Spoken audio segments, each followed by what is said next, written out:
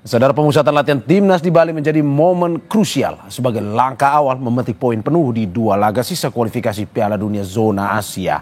Indonesia masih berpeluang lolos langsung ke Piala Dunia jika meraih 2 kemenangan dengan syarat Australia tidak meraih hasil maksimal di 2 laga sisa.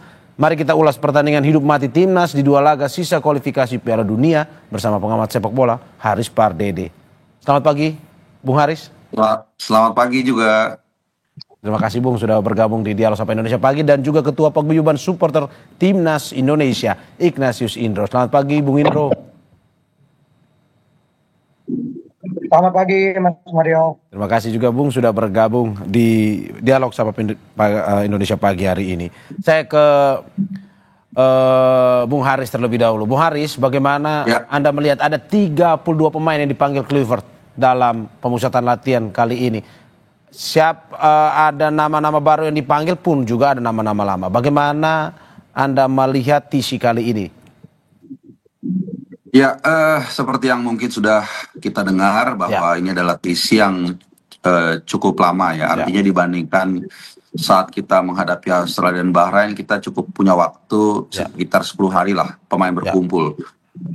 Kita masih menunggu Martin Paes yang masih menjalani pertandingan di MLS. Walaupun Martin Paes kita nggak terlalu khawatir juga ya, walaupun datangnya mepet, karena yang bersangkutan itu dipastikan tidak akan turun, melainkan Emil Laudero.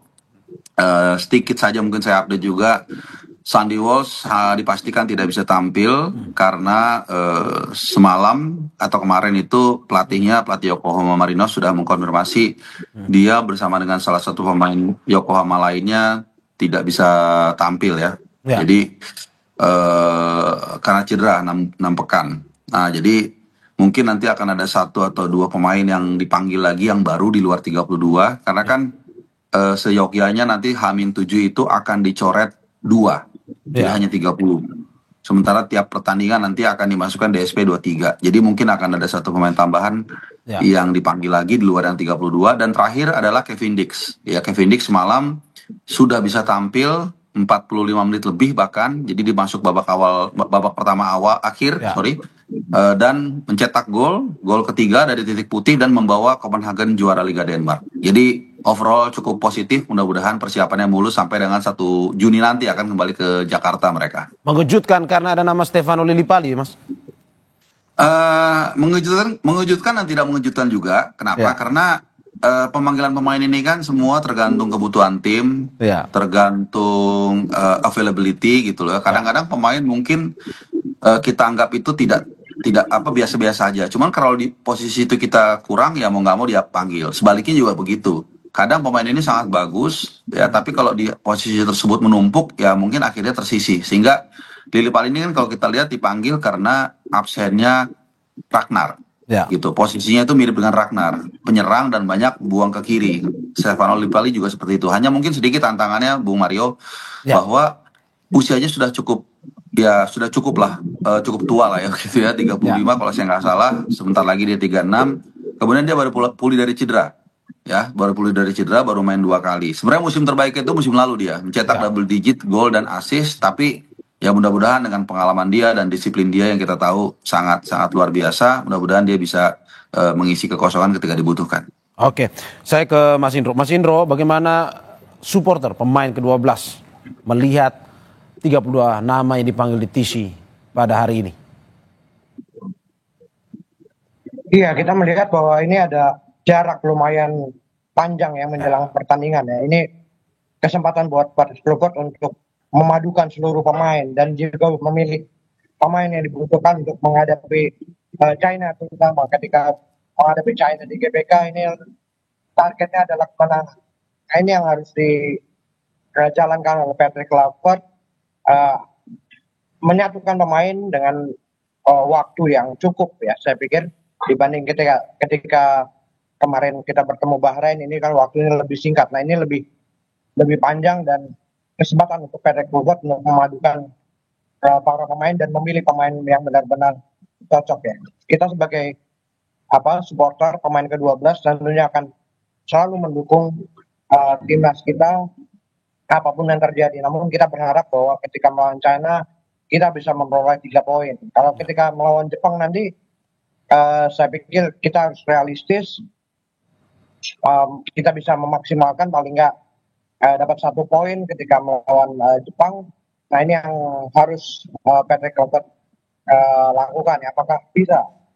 Tapi realistis ketika melawan Jepang, ketika bermain di Jepang dan pemain-pemain yang memang luar biasa dan bermain di kelas dunia. Nah ini yang saya pikir 1 poin cukup realistis.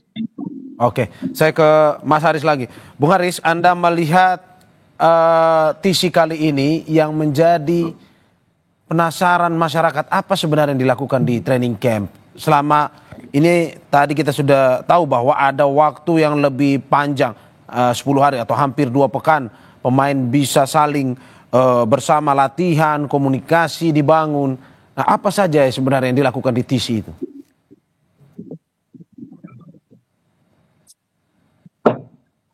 Bung Haris. Oke. Bung Haris Ya, sudah. halo? Oke, saya ulang pertanyaannya atau? Ya, Oke, saya ulang. Bung Haris, rasa penasaran masyarakat tentang TC ini karena ini kan bersifat tertutup, internal, tidak boleh dilihat. Apa sebenarnya biasa yang dilakukan di TC? Latihan seperti apa? Lebih intensif kah dibandingkan latihan yang dilakukan selama ini? Karena kan kita tahu bahwa ada 10 hari, hampir 2 pekan mereka bersama. Apa saja yang mungkin bisa dioptimalkan dalam TC ini dan apa yang dilakukan biasanya? Ya, ini suara saya jelas ya? Ya, jelas. Oke, ya jadi biasanya tentu yang standar pasti mereka akan melakukan pemulihan. Ya. Mereka kan kita tahu baru saja menjalani musim yang panjang, atau mungkin juga ada mereka yang sudah lama liburan. Nah ini pasti mereka akan direcovery dengan pelatih fisik kita Quinten Jagova kalau saya nggak salah ya. Kemudian yang kedua soal pemahaman taktikal. Nah ini yang makanya tadi menjawab pertanyaan dari Bung Mario kan, kenapa dirahasiakan, ada tertutup, itu sangat normal. Karena latihan itu pasti ada taktikal. Kemudian juga pemain-pemain mana yang mungkin akan ditampilkan itu biasanya dia pakai, nanti kalau ada 11 lawan 11 nanti yang pakai pakai rompi itu yang biasanya akan inti. Nah inti kan pelatih mencoba merahasiakan ya, jangan sampai bocor, jangan sampai lawan tahu, kemudian mereka bisa mengantisipasi. Ya ada satu ungkapan yang kita tahu, ketahuilah kekuatan dan kelemahan musuhmu, maka kamu akan memenangkan 100 peperangan. Nah ini jangan sampai kita bocor ke mereka. Makanya kalau kita liputan ke lapangan, ketika meliput mereka latihan, apalagi official training, biasanya H-1 misalnya, itu kita kan hanya dikasih waktu meliput 15 menit awal. Kenapa dikasih 15 menit awal saja? Karena di situ baru latihan fisik, baru pemanasan. Nah setelah itu baru mereka punya taktikal, mungkin ada rahasia-rahasia, hal-hal kecil taktikal yang ingin diterapkan dan pelatih tidak ingin lawan tahu gitu. Paling saya ingat itu waktu menjelang lawan Saudi akhir musim lalu. Saya masih ingat betul, kebetulan saya karena terlibat di dalamnya situ di media. Jadi saya masih di dalam tuh. Nah, itu saya bisa lihat tuh berkali-kali Calvin Verdong itu berlatih counter attack. Dan itu terjadi. Ya kita masih ingat counter attack dari gol dari Marcelo Ferdinand yang pertama atau kedua saya lupa, itu kan diawali dari Calvin Verdong. Nah itu sejak latihan itu official training itu diasah berkali-kali. Digembleng. Nah ketika digembleng berkali-kali taktikal itu, nah ketika nanti latihan mungkin ada hal seperti itu dan mereka tidak mau itu tahu, jangan sampai China tahu dalam hal ini menjadi lawan kita sehingga mereka bisa mengantisipasi. Jadi seperti itu kira-kira nanti materi-materi yang mungkin lebih rumit lagi, macam-macam ya, bahkan mulai dari hal-hal kecil seperti build-up serangan itu dari siapa, lalu siapa yang menginisiatif, siapa yang membackup kalau mentok gitu, seperti itu ada pasti. Nah ini yang sengaja mereka tidak mau ketahui, makanya nanti mungkin yang di lapangan itu hanya 15 menit mungkin dikasih meliput, setelah itu disuruh keluar semua dari lapangan. Oke, saya sebelum saya ke Mas Indro, saya mau bahas teknis dulu bersama Mas Haris. Mas Haris, bagaimana ini teknisnya melawan Tiongkok ke depan? Kemarin kita kalah pertandingan sebelumnya, walaupun juga berbeda pelatih saat ini. Anda lihat apa formasi strategi yang akan dilakukan atau dimainkan oleh Patrick Kluivert untuk melawan Tiongkok ini, dan juga melihat struktur permain yang memang kemarin pada saat pertandingan sebelumnya pada kali ini mungkin tidak bisa dipanggil juga. Seperti apa nantinya? Ya, kalau kita lihat ada satu data yang menarik ya, data primer yang saya perhatikan dan saya pikir secara umum fans juga bisa ngeh itu ya. Jadi selama round 3 di luar Jepang itu kalau kita dominan secara ball position itu kita kalah. Ya. Pertama lawan China di Qingdao kita dominan, kita kalah. Kita bertahan sangat tinggi saat itu kena counter.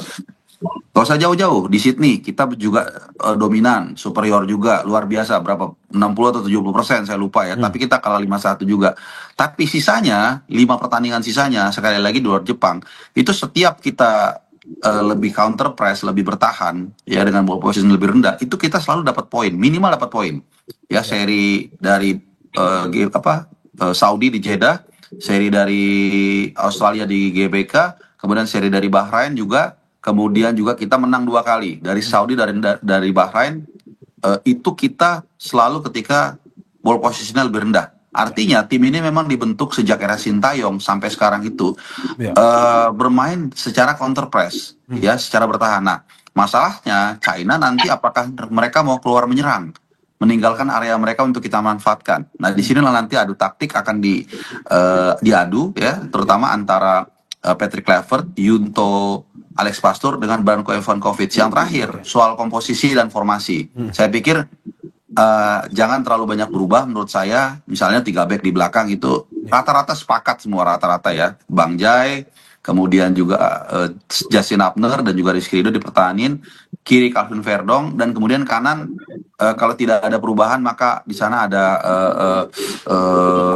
Kevin Dix ya. Dan yang menarik adalah satu lagi Bung Mario, bahwa kita dulu ketika pertama kali ketemu China belum ada Joe Pelupessy, sehingga kita selalu kena counter. Nah sekarang sudah ada pemain yang seperti Joe Pelupessy yang menjadi pemain pertama yang mematahkan serangan yang baik lawan, dan ini yang membuat Tom Haya akan lebih bebas ke depan. Mungkin satu-satunya PR atau salah duanya PR adalah mencari pengganti Marcelino Ferdinand dan Ragnar Ortmangun.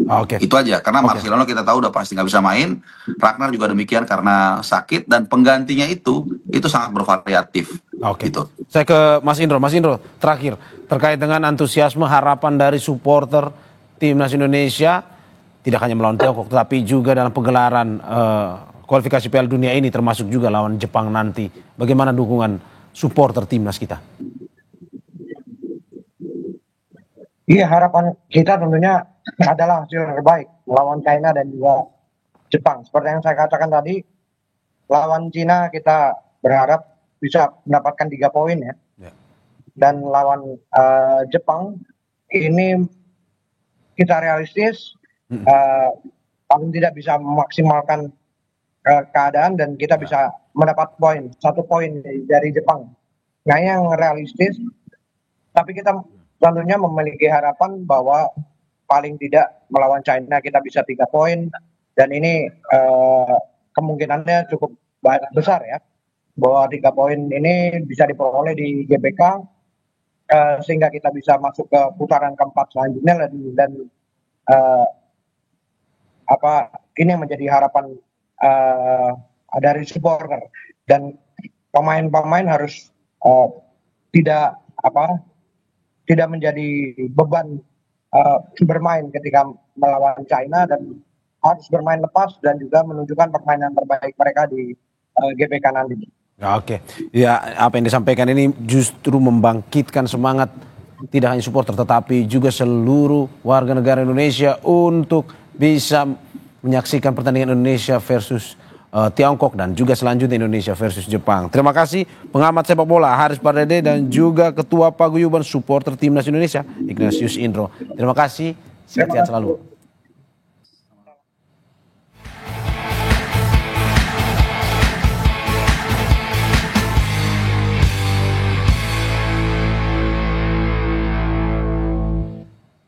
Saudara, Sapa Indonesia Pagi akan segera kembali dengan informasi lain.